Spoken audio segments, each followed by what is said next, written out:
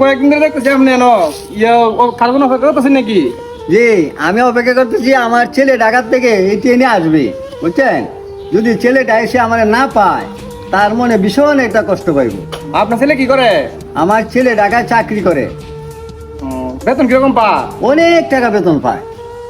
আসসালামু আলাইকুম। ওয়ালাইকুম সালাম। ভালো আছেন? জি ভালো, শুনতে তো ভালো আছি ভালো।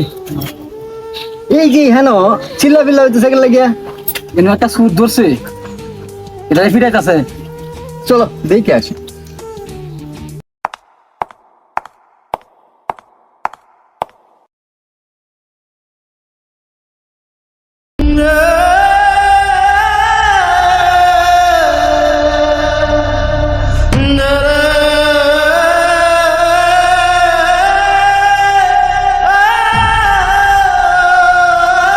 এই দিন দেখার জন্য কি বাবা তোরে আমি ঢাকায় পাঠাইছিলাম?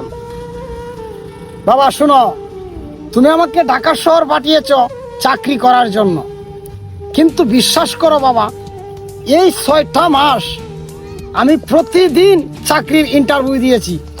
এমনকি প্রতিটা ইন্টারভিউতে বাবা আমি পাসও করেছি, কিন্তু বাবা আমার চাকরিটা হয় নাই। কেন হয় নাই জানো বাবা?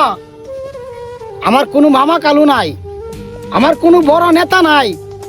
একদিন আমার চাকরিটা হয়ে গিয়েছিল, বেতন ছিল বাবা 50,000 টাকা। খুশিতে আমি আত্মহারা হয়ে গিয়েছিলাম, কিন্তু কিছুক্ষণ পরে আমাকে ফোন দিয়ে জানিয়ে দিল 2 লক্ষ টাকা ঘুষ নিয়ে যাওয়ার জন্য। আমি তোমাকে কেমনে বলি ফোন দিয়ে যে আমাকে 2 লক্ষ টাকা ঘুষ পাঠাও? আমি বলতে পারি নাই বাবা। এদিক দিয়ে তুমি ফোন দিয়ে মাসটা শেষ হতে না হতে তুমি ফোন দিয়ে বলো আমার ওষুধের টাকা পাঠা, মা ফোন দিয়ে বলে বাজার খরচের টাকা পাঠা। কিন্তু বাবা আমি তোমাদের কেমনে বুঝাই যে আমার তো চাকরিটাই হয় নাই? তখন থেকে আমি ভাবতে থাকি আমি কি করব। একদিন বন্ধু বান্ধবের পাল্লায় পড়ে চুরির মতন এক কাজে লিপ্ত হয়ে যায়। চুরি করতে করতে তোমারেও ওষুধ কিনা টাকা দিতে পারি, মারেও বাজার সদায়ে টাকা দিতে পারি, এমনকি বোনেরও লেখাপড়ার খরচ চালাইতে পারি।